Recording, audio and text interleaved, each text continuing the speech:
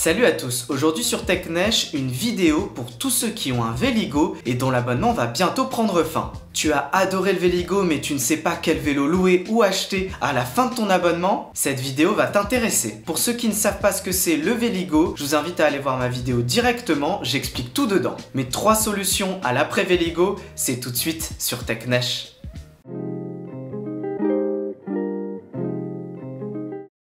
Si tu as suivi mes vidéos, j'ai parlé de Swapfits, un service de location de vélos sans engagement. Si tu veux en savoir plus sur ce service, va voir ma vidéo directement. Swapfits vient de sortir un tout nouveau modèle de vélo électrique à un prix très attractif, le Power 1, qui est proposé à 49,90 € au lieu de 59,90 € en ce moment. C'est beaucoup moins cher que le Power 7 que j'avais testé sur ma chaîne, qui était proposé à 75 € par mois. Et c'est surtout très proche de l'abonnement que tu payais pour le Véligo quand tu prenais l'assurance. Seul truc à avoir en tête, c'est que si jamais tu te fais voler ton vélo et que tu restitues la clé et la batterie, la franchise te coûtera 160 €. Tu as évidemment, comme sur le Véligo, un service de maintenance et de réparation inclus dans le prix. Pour en revenir au Power 1, tu te dis qu'à ce prix-là, forcément c'est moins bien que le Power 7 que j'ai déjà testé. Eh ben non, je ne trouve pas personnellement. Je trouve que Swapfits a trouvé la bonne formule cette fois, avec le même moteur, mais cette fois-ci avec une seule vitesse au lieu de 7 comme sur le Power 7. Le problème avec le Power 7 et ses 7 vitesses mécaniques, c'est que je trouvais l'assistance saccadée, alors que là, avec une seule vitesse, elle est bien plus progressive et bien plus agréable.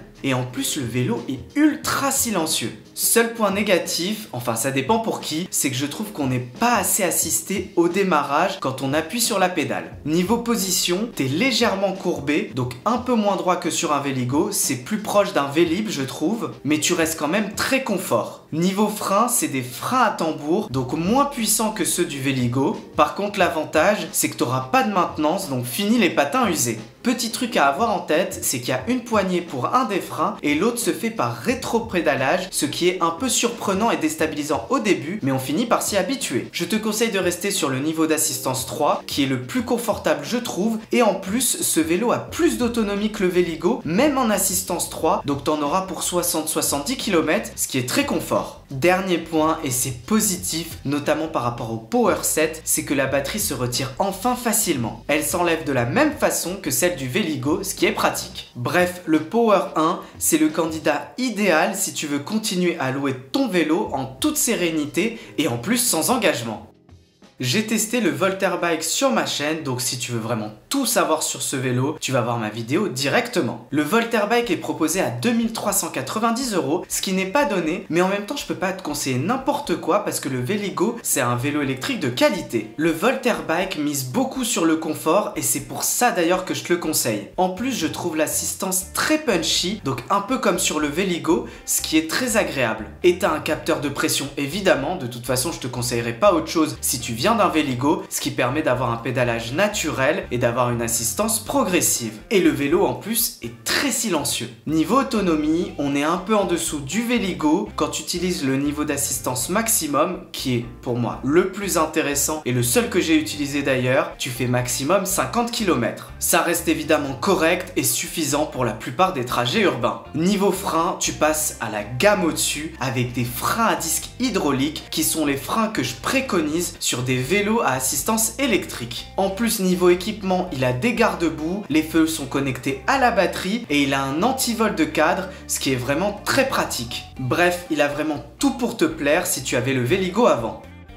J'ai eu beaucoup de mal à trouver un vrai équivalent au Véligo et donc à vous trouver d'autres options que celles que j'ai données juste avant. On a le Cowboy 4 qui pourrait être un bon candidat parce qu'ils ont enfin mis un cadre bas pour pouvoir l'enjamber facilement et une position droite. T'as un moteur roue arrière avec capteur de pression et une seule vitesse, ce qui est vraiment très agréable à utiliser en ville et en plus je vais bientôt le tester sur ma chaîne, donc abonne-toi pour être au courant dès que je publie la vidéo. Niveau prix, on est sur 2000 2490 €, enfin 2589 € si tu rajoutes la béquille, ce qui est indispensable en ville, et le porte-bagages arrière. Sur des vélos électriques plus classiques, et donc pas des smart bikes ou des vélos connectés comme le Cowboy que je vous ai présenté juste avant, là le choix est beaucoup plus restreint, et pour arriver au niveau du Véligo, faudra mettre un budget de 3000 à 3500 €. Tu peux évidemment trouver moins cher, mais dans ce cas-là, tu auras 7 à 8 vitesses, ce que je trouve beaucoup trop pour un vélo à assistance électrique, ou alors tu peux avoir un dérailleur, mais c'est pas du tout l'esprit du Véligo, et je trouve ça quand même beaucoup moins pratique en ville. Les références que j'ai trouvées et qui sont vraiment très bien et très qualitatives, c'est le Gazelle C5 HMB qui est équipé de 5 vitesses mécaniques et que tu peux trouver à partir de 3399 €. Chez Electra, tu as aussi un modèle très intéressant avec une selle très confortable et des pneus de 26 pouces exactement comme sur le Véligo et aussi à 5 vitesses, proposé à 3199 €. C'est le Townigo 5D EQ Stepfrou. Tu peux aussi faire un tour chez la marque Autofil qui a deux modèles intéressants, le Iswan City Boost 7.1 proposé à 3499 € et le Iswan City Boost 8.1 proposé à 3799 €. Ces deux modèles sont équipés de 5 vitesses et ils proposent des configurations avec des pneus 26 pouces. Malheureusement, aucun vélo électrique n'est en tout point identique au Véligo. Il faut tourner la page et créer une nouvelle relation avec un nouveau vélo électrique. Les propositions que je t'ai données sont très intéressantes et tu seras pas déçu, c'est très qualitatif. Tu peux aussi proposer d'autres alternatives. Si tu as des questions sur les modèles que j'ai présentés, tu me le mets aussi en commentaire. Ma vidéo des 3 solutions à l'après Véligo c'est terminé. Si vous avez aimé ma vidéo, n'oubliez pas de mettre un pouce vers le haut qui se trouve juste en bas de la vidéo. Sinon, vous me le faites savoir en commentaire. La prochaine fois, on aura toujours plus de tech, d'audio, de gaming et de mobilité électrique. Mais en attendant, je vous dis à bientôt sur TechNesh.